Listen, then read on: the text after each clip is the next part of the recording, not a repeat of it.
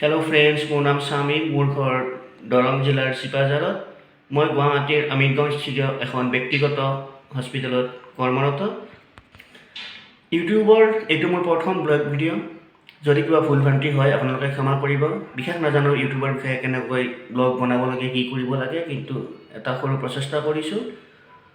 হয়তো আপোনালোকৰ মৰম আশীৰ্বাদ পালে এনেকৈ ভিডিঅ' বনাই যাবলৈ আগুৱাই যাবলৈ যাতে আপোনালোকে মোক সহায় কৰে, মই তাৰে কামনা কৰিছোঁ। আহকচোন আজি মই সেই কৰ্মৰত হস্পিটেলখনৰ চৌহদ এবাৰ দেখুৱাবলৈ আপোনাক চেষ্টা কৰিছোঁ। চাওকচোন বাৰু কেনেকুৱা লাগে। পাটনা অৰ্থপেডিক আৰু ট্ৰমা হস্পিটেল, এইখনেই সেই হস্পিটেলখনেই যিখন এতিয়ালৈকে সম্পূৰ্ণ হোৱা নাই, কিন্তু কাম চলি আছে। হয়তো অতি সোনকালেই অতি শীঘ্ৰেই ইয়াৰ উদ্বোধনী কৰা হ'ব। মই বৰ্তমান এই হস্পিটেলখনতেই কৰ্মৰত। এই হস্পিটেলখনৰে অন্য এটি ইউনিট যিটো নেকি আছে বৰ্তমান বেলতলাত, তাত কাম চলি আছে। আৰু এই হস্পিটেলখনৰ এয়া হৈছে আৰম্ভণি প্ৰৱেশদ্বাৰ আৰু ৰিচিপশ্যন এৰিয়া আপোনালোকে দেখিবলৈ পাইছে। লগতে এইটো হৈছে ৱেইটিং এৰিয়া, আৰু কাষত যে সেই ৰুমবিলাক দেখিছে সেইবিলাক হৈছে ডক্টৰ চেম্বাৰ, ৰিচিপশ্যন এৰিয়া। ইয়াত দেখিবলৈ পাইছে সুন্দৰকৈ লগতো লগোৱা হৈছে Patna orthopaedic and trauma hospital, multi speciality hospital. এইবিলাক হৈছে ডক্টৰ চেম্বাৰ।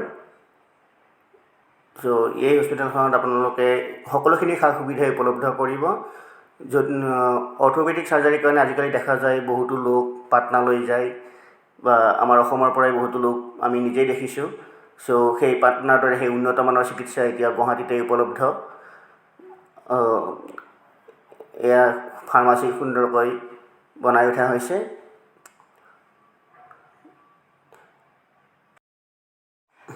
লগতে laboratory, ECG, X-ray, CT scan আদি সকলোবোৰ সা সুবিধা আপুনি এই হস্পিটেলখনত পাব। বলকচোন এবাৰ মোৰ ওপৰলৈকে এবাৰ যাওঁ আৰু মোৰ নিজৰ অফিচ ৰুমটো এবাৰ আপোনালোকক দেখুৱাই লৈ আহোঁগৈ।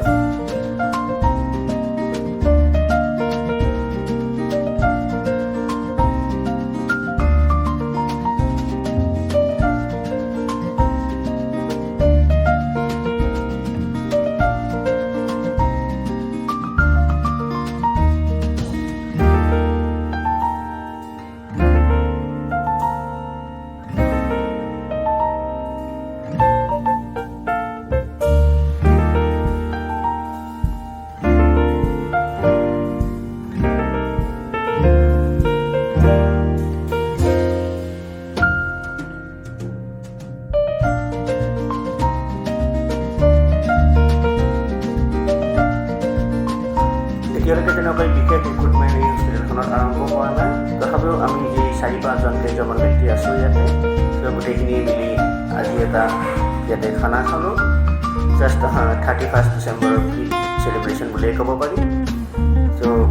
মাংস ৰেডি কৰি লোৱা হৈছে, মাছ অনা হৈছে। সকলোৱে মিলি এসাঁজ, দুপৰীয়াৰ সাঁজটো আমি ভালদৰে খালোঁ ইয়াতে।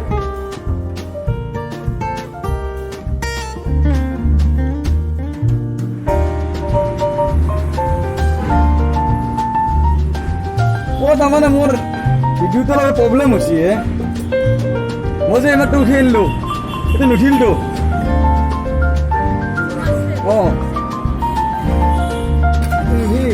এতিয়াই উঠিছে এয়া।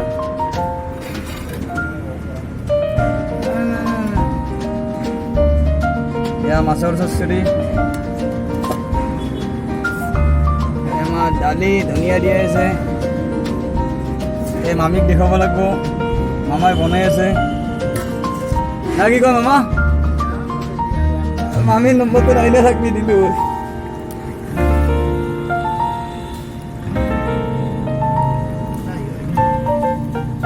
মাংস বনোৱা মেইন কাজিঘৰ। চাবা কাজিঘৰৰ অৱস্থা বেয়া হৈ গৈছে।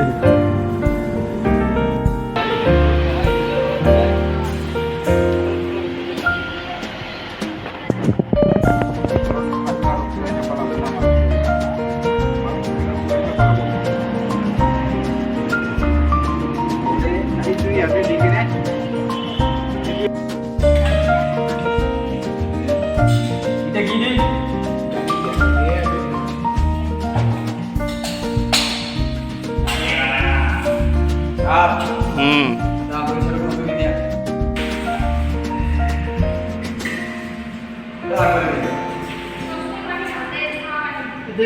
সালাদ তো হাঁচি দেখছি না নিমখ দিছি ঠিক করে যদি সবজিগুলো দিব কেনাকে